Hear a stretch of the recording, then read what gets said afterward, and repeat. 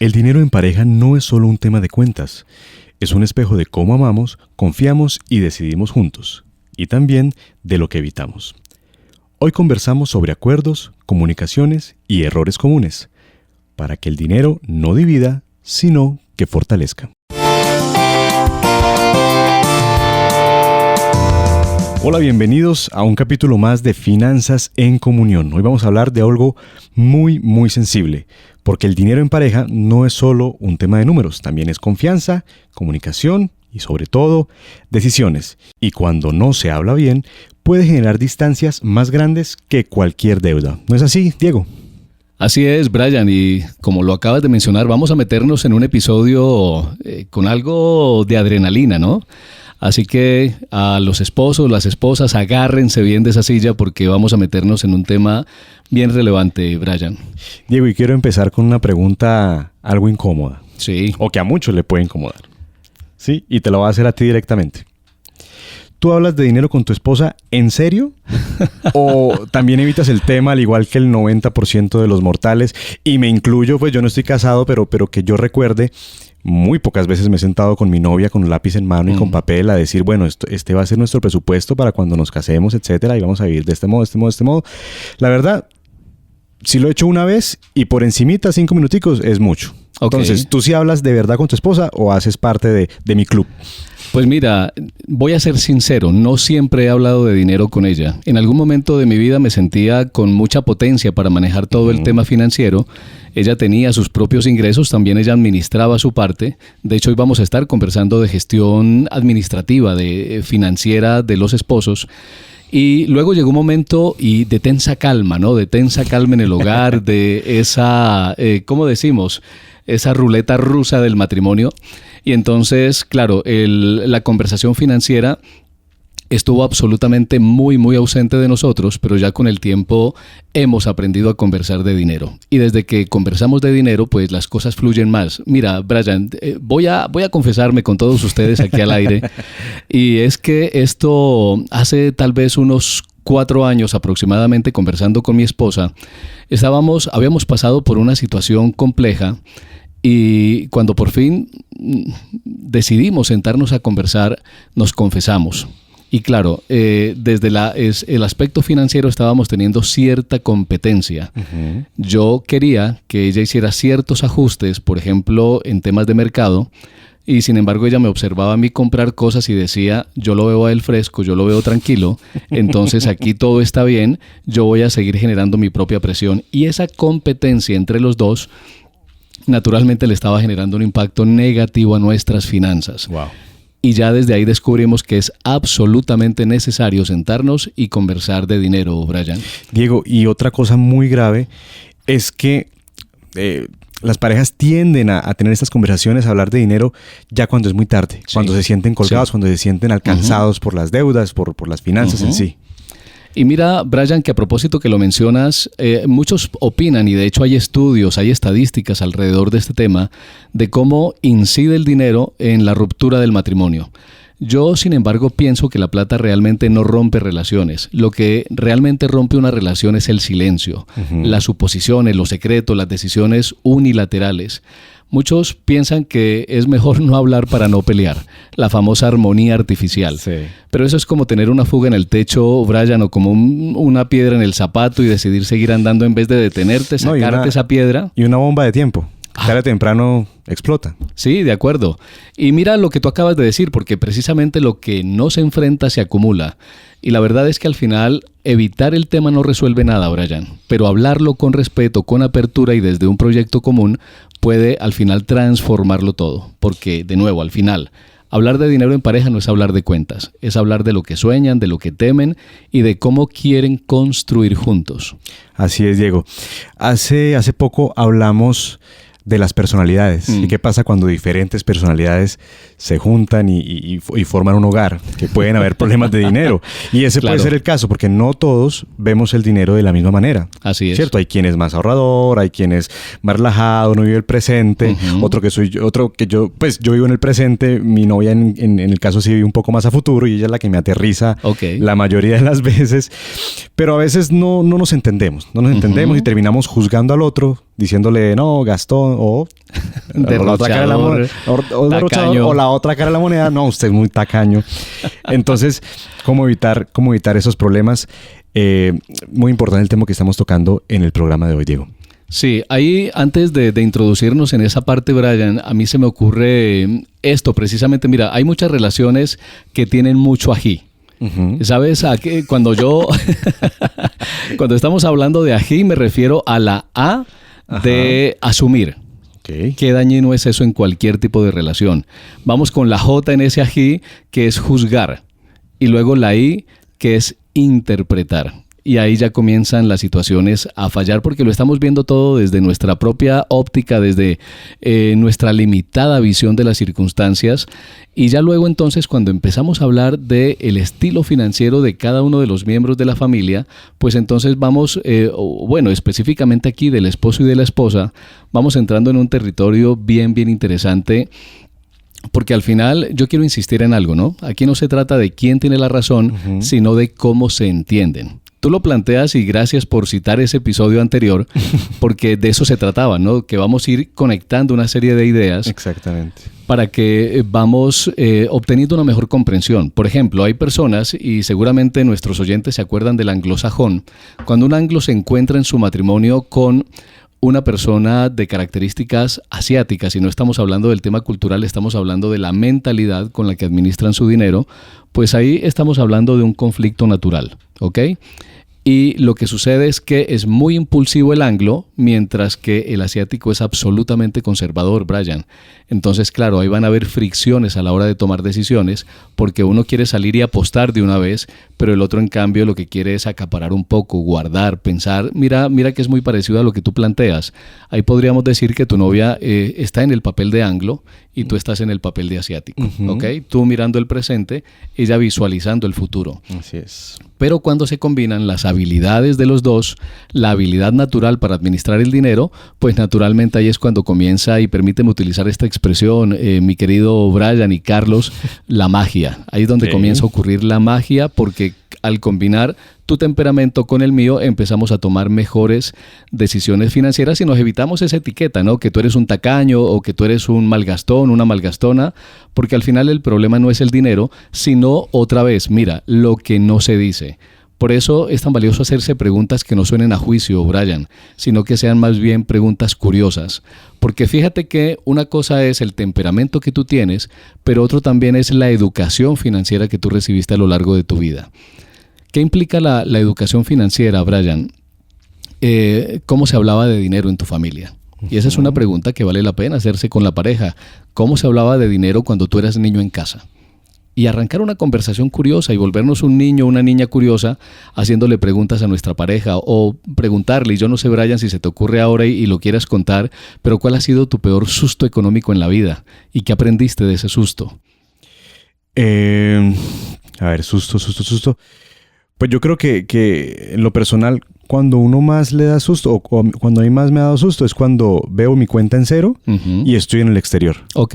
Me pasó hace ya muchos años, cuando yo viví un año en los Estados Unidos, cuando era muy, muy joven, y vi la cuenta en cero y había ya sobrecargado la tarjeta de crédito, y yo dije, Dios mío, me voy a morir aquí.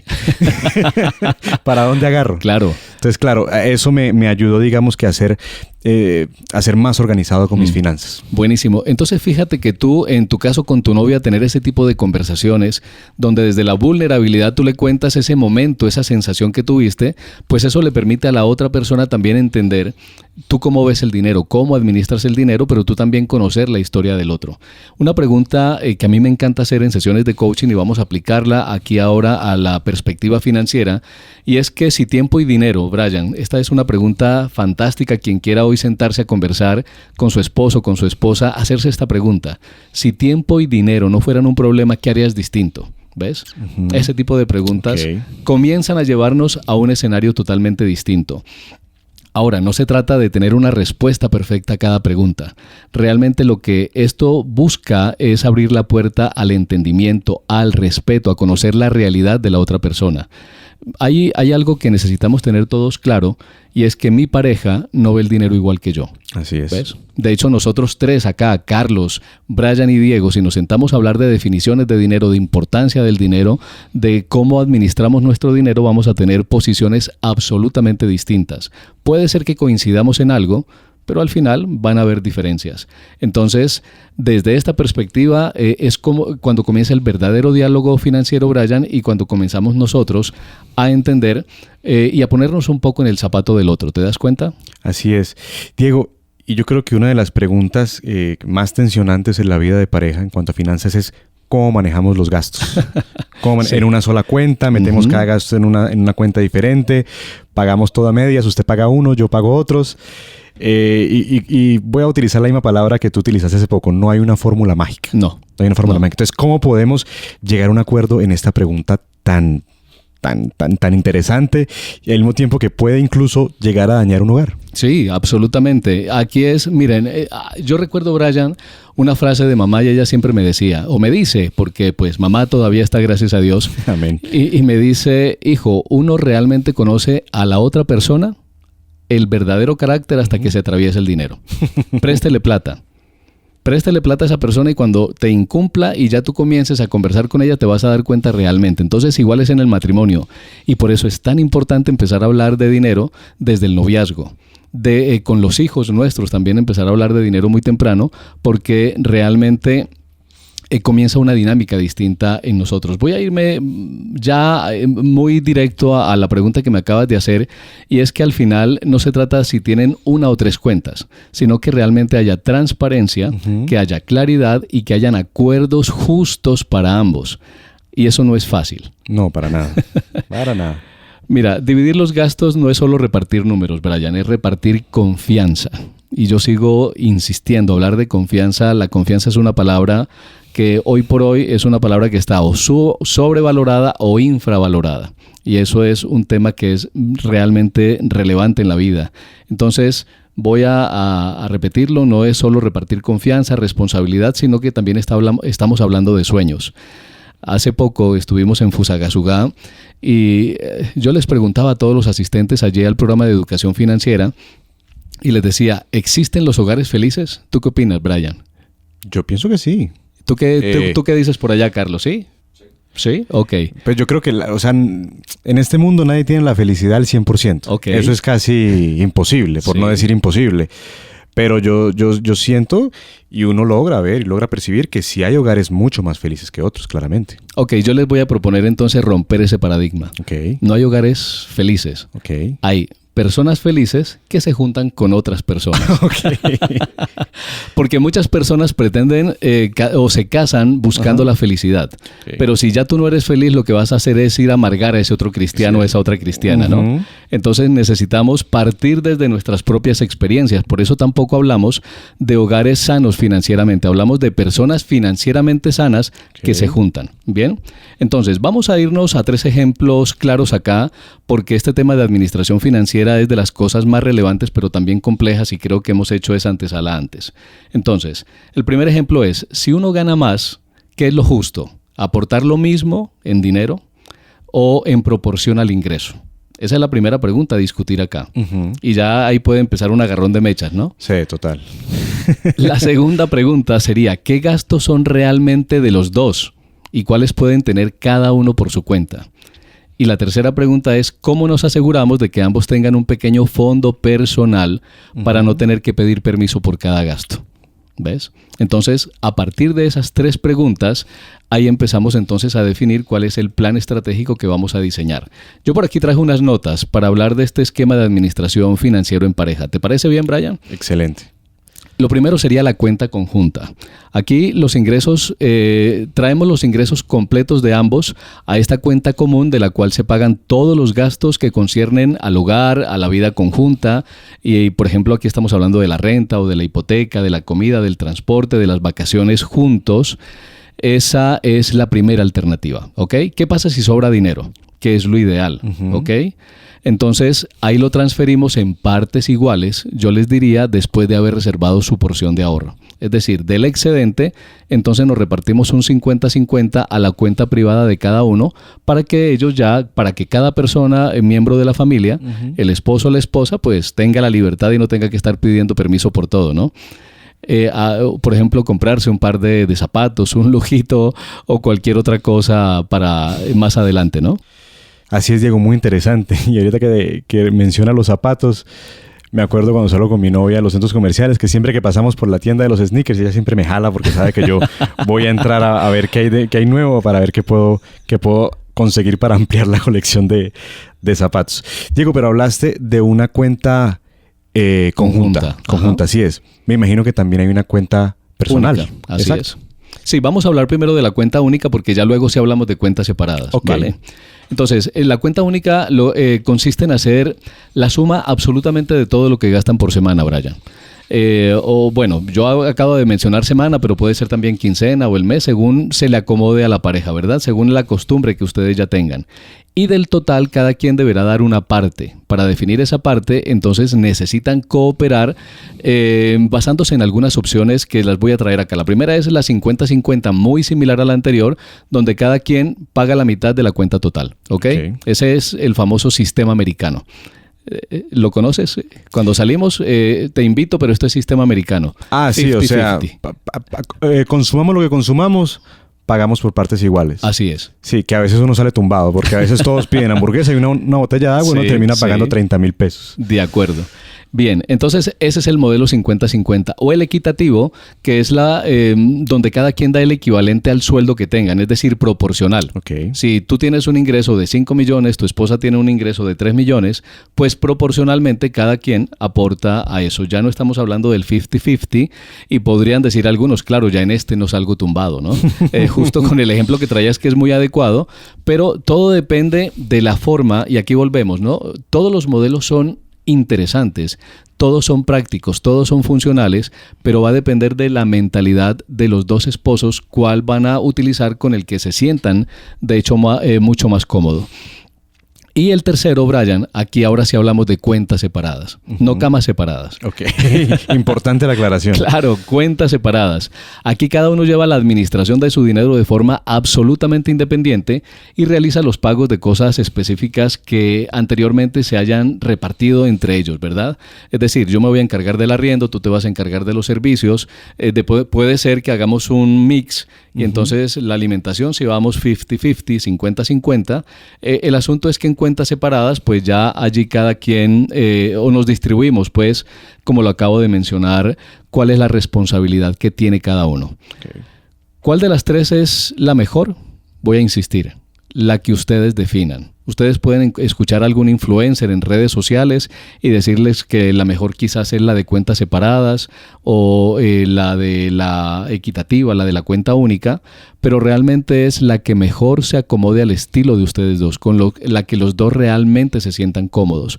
Y deben preguntarse el uno al otro realmente si hay comodidad en la decisión que están tomando, porque esto es absolutamente importante. En Barranquilla, que estuvimos dictando un seminario, se me acercaba una señora y me decía: fíjate, Diego, que a partir de todo lo que tú nos has traído, la decisión que hemos tomado con mi esposo es que nos vamos a asignar un sueldo. Es decir, vamos a meter todo el dinero en una sola bolsa y nos vamos a asignar un sueldito en el que ya sabemos que cada uno tiene una porción que puede utilizar en lo que quiera para que tampoco se sienta amarrado, que ya lo habíamos mencionado de alguna manera, y este modelo cuando hacemos bolsas conjuntas, la verdad es incluso hasta bonito, ¿no? Porque claro, ahí sí estamos hablando ya como una especie de empresa dentro de la administración del hogar. Diego, muy interesante todo lo que acabamos de aprender, pero ha llegado el momento de la parte que casi no nos gusta. Ajá. En los programas, la parte incómoda. Llegó el momento de hablar de errores comunes en matrimonios y en noviazgos. Entonces yo te puedo enumerar algunos. Ok. Sí, por ejemplo, el primero puede ser, que ya lo tocamos, no hablar de dinero en el noviazgo y luego casarse y encontrar sorpresas. Es decir, ya empecé mal. Ok. Ya empecé mal. Ok. El otro puede ser ocultar deudas o gastos entre comillas, por no preocupar. Y eso es una infidelidad financiera, de hecho, Brian. Es decir, llevo dos, llevo 2 de 3. Y la tercera es de pronto imponer decisiones sin consultar al otro. Tercer strike. No, pero digamos que ahí todavía me salvo. Es decir, voy raspando. Bien. Voy raspando. Alcancé a batear. Ok. Pues mira, Brian, esos 3 que acabas de mencionar son realmente unos clásicos, pero además son absolutamente peligrosos. Y hay uno que daña en silencio y que muchos no notan, y es usar el dinero como castigo o como premio. ¿Ves? Como estás bravo, no te voy a transferir para lo del arriendo. He visto en redes sociales, seguramente ustedes también han visto esto en redes sociales, que va el esposo y hay alguna situación de conflicto entre los dos, y entonces el esposo va y aprieta algún frasco de la cocina más fuerte que de costumbre. Sí. Para que sí o sí lo tenga que hablar. Exacto, para que ahí sí ya lo busque y haya algún tipo de diálogo, ¿no? O como me hiciste enojar, esta vez pagas tú, ¿ves? Sí. O como no me apoyaste, me lo gasto en lo que yo quiera. Hay una situación, y lo quiero ilustrar de esta manera. A ver, seguramente esto, además, más que ilustración, a nuestros oyentes les hará algo de sentido esto que voy a decir. A unos más que a otros, seguramente. Y, sentir ese momento de tensión cuando ella nos sirve la sopita, el arrocito, y deja el sobre al lado de la mesa. Y ese sobre lo que tiene es el recibo de la luz, la matrícula, y nadie dice absolutamente nada. Esa pausa incómoda, señores, señoras, dice mucho más que de las finanzas en pareja que cualquier otra conversación, que cualquier extracto bancario. ¿Ven? Y eso termina convirtiendo el arma, o más bien termina convirtiendo el dinero en un arma. Y cuando eso pasa, lo que se rompe no es la cuenta, señores, es la confianza.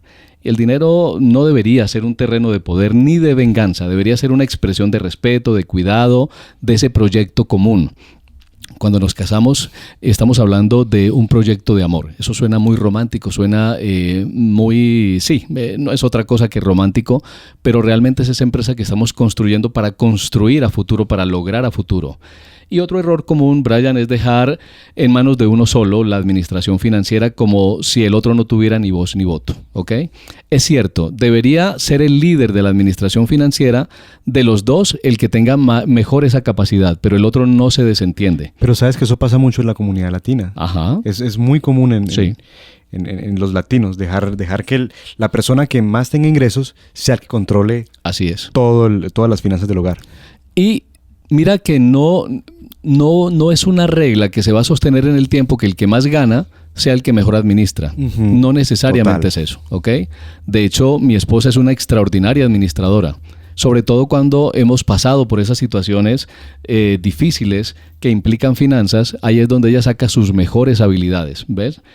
Porque claro, mi mentalidad es un poco más de logro de resultados inmediatos, entonces ella es un poco más precavida y mira más hacia el futuro. ¿Ok?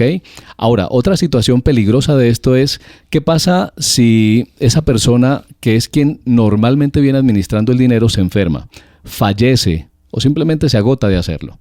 Cualquier circunstancia que ocurre, entonces quedas tú desprevenido de esa situación y no te has preparado lo suficiente para algo que es tan absolutamente esencial en la vida.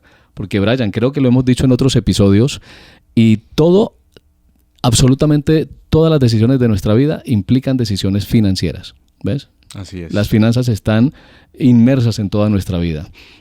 Ahora, lo sano es que ambos entiendan lo básico. Cuánto entra, cuánto sale, qué compromisos hay y cómo van las metas. Porque el matrimonio al final, algunos dirán que no es una empresa, pero sí necesita gestión. Y una gestión compartida, no una gestión unilateral. Así es. Bien, Diego, ya pasamos, digamos que la parte fea. Ya nos quitamos esa curita de los errores comunes en los matrimonios.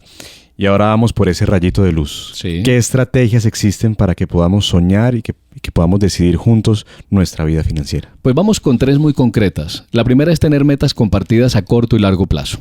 Soñar juntos da dirección, Brian. Puede ser un viaje, una casa, emprender, lograr libertad financiera, pero tiene que estar claro y tener nombre, fecha y valor, así como se diseñan realmente las metas. Lo segundo sería tener reuniones mensuales para revisar finanzas sin juzgar. Y fíjate que yo lo tengo aquí en las notas como reuniones mensuales, pero quiero recomendarles que sobre todo al principio sean reuniones semanales. Y a esto lo pueden llamar la cita financiera, el concilio financiero familiar, como ustedes quieran. Y aquí no es para pasar cuentas ni reproches, sino para mirar juntos cómo vamos. ¿Qué ajustes necesitamos? ¿Qué aprendimos este mes? ¿Qué hicimos bien? ¿Qué pudimos haber hecho mejor? De eso se trata esa reunión. Y la tercera es definir reglas claras para gastos grandes o imprevistos. Por ejemplo, toda compra de más de 500,000 pesos se habla primero. ¿Ves? Okay. Y eso nos evita conflictos. O vamos a guardar el 10% para el famoso fondo de emergencias, para nuestro fondo de previsión. Sí, Diego, porque al final el dinero como tal no es el fin, sino el medio para construir una vida en pareja. Sí, de acuerdo, totalmente de acuerdo contigo, Brian. Diego, el dinero en pareja no debe ser un campo de batalla, ¿cierto? Debe ser lo que vimos en este programa, un proyecto en común. Sí. Porque somos un equipo, ¿cierto? Hablar de esto, pues, no debilita la relación, sino que por el contrario, Diego, la fortalece. Sí. Porque hay claridad, hay paz, y Diego, definitivamente cuando hay paz, el amor respira. Así es. No hay nada. Si a mí me preguntan cuál es el mejor sentimiento que puede sentir una persona, yo siempre digo de primero, la paz. Sí. Estar en paz es lo más delicioso del mundo. Y fíjate que ahí se me viene a la memoria justo con eso que estás diciendo, de alguna manera lo que mamá suele decir, y es que el dinero saca lo mejor o lo peor de las personas. Y eso es según cómo lo gestionemos. Y al final no se trata de tenerlo todo resuelto, sino de detenerse el uno al otro, Brian, con honestidad. Porque las mejores decisiones financieras en pareja se toman con amor y sin ego. Así es. Diego, y ya para cerrar, permíteme hacer los honores. Ok. Cierto que ya se volvió costumbre en esta nueva temporada de darte las 3 ideas claves con las que creo que nos quedamos en el episodio de hoy. Genial. La primera es, el dinero refleja cómo nos relacionamos. Hablarlo es amar mejor. Sí. Cosas que tengo que mejorar. Por ejemplo, que lo cogí ya muy personal. No hay un modelo único, pero sí acuerdos sanos y transparentes. Fantástico. Y por último, soñar juntos y decidir juntos es la verdadera riqueza en pareja. Yo solo añadiría, Brian, porque me parece un muy buen cierre y son las 3 ideas principales de este episodio, pero solo déjame añadir esto, el amor crece cuando se administra bien, incluso el dinero. Así es. Y a ustedes muchas gracias por acompañarnos en este nuevo episodio de Finanzas en Comunión. Recuerden que este podcast es una coproducción de AWR Colombia y la Cooperativa de Ahorro y Crédito Unión Colombiana. Escúchanos también en Spotify y en el canal de YouTube de la cooperativa como Finanzas en Comunión. ¿Te gustó el episodio? Compártelo con alguien que esté construyendo su proyecto de vida en pareja. En el próximo episodio vamos a ver un tema muy interesante, criptomonedas, sin promesas vacías, lo que nadie te explica antes de entrar. Nos escuchamos pronto y un gran abrazo para todos.